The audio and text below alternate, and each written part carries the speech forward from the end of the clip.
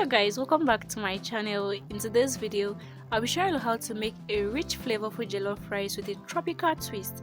Or yes, I'm talking about coconut jollof rice. It's super easy to prepare and it will leave a taste bug longing for more. So these are basically all the ingredients we need. I'll be adding the full ingredients to a description box down below, so please do ensure you check it out. First, I started by washing the rice. This is actually long grain rice, although you can choose to use any kind of rice that you have. I actually transferred it into this bowl. I then added enough water to it and washed. This step is actually very important because I won't be parboiling the rice. So you need to wash your rice properly until the water runs clear, just like this. I know we all know how to wash rice, but I'm just showing you all just for the sake of this recipe. I further transferred it into a sieve in order to drain out the excess water. Next, I went ahead to crack the hard shell of the coconut open using a kitchen rolling pin, after which I used a knife to remove the remaining shell for the coconut. Next, I went ahead to give everything a quick rinse in order to get rid of some particles. So to make the blending process much more easier, I further cut the coconut into smaller chunks, after which I transferred it into the blender. I also added little water to it in order to aid the blending process, then covered and allowed to blend properly. After blending, I strained the coconut puree through this fine sieve in order to get the coconut milk, because this is what I'll be using for this recipe. So to make the coconut jollof rice, I added some power oil into my pot on medium heat, after which I added some cooked beef and allowed to fry. So this is just a rundown of how I usually season my beef before cooking.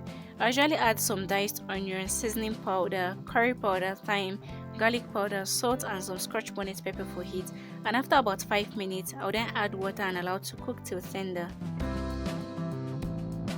So when the beef was perfectly fried, I then removed it using a slotted spoon.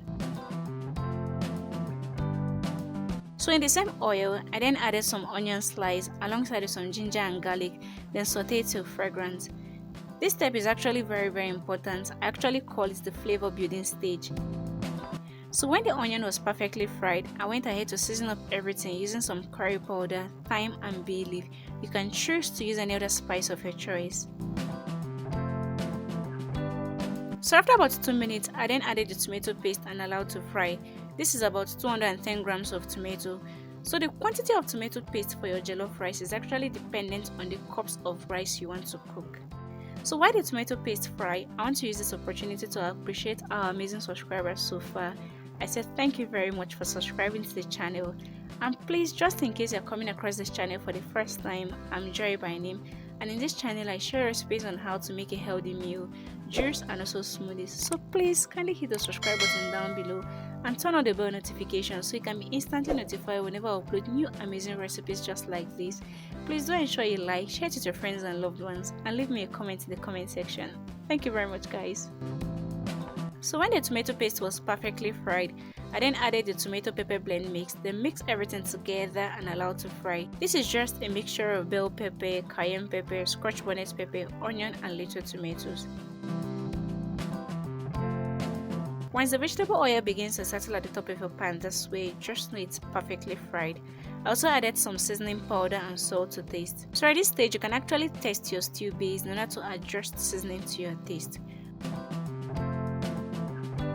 Remember the rice I washed earlier on? I then transferred it into the pot and allowed to toast for 5 minutes. Remember I told you all I won't be parboiling my rice. So the color of your rice at this level will determine the end result. We all know that jollof rice have this rich red color, so that should be our target.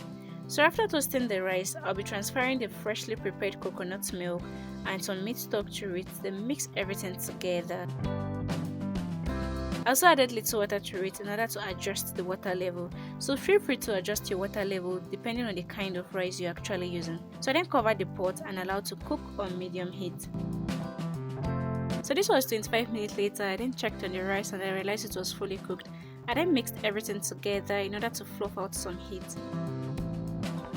For extra color and nutrients, I also added some diced carrots and fresh peas, then covered the pot and allowed the veggies to wilt a little bit. After about 2 minutes, I then mixed everything together. So for more flavor, I also added green bell pepper, then mixed everything together again to combine. And that's it guys, our nutrient-packed coconut jollof rice is pretty much ready.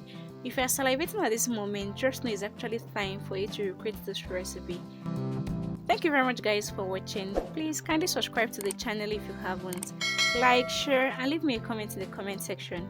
Until I come your way next time, do remember to always eat healthy and stay healthy. Bye bye.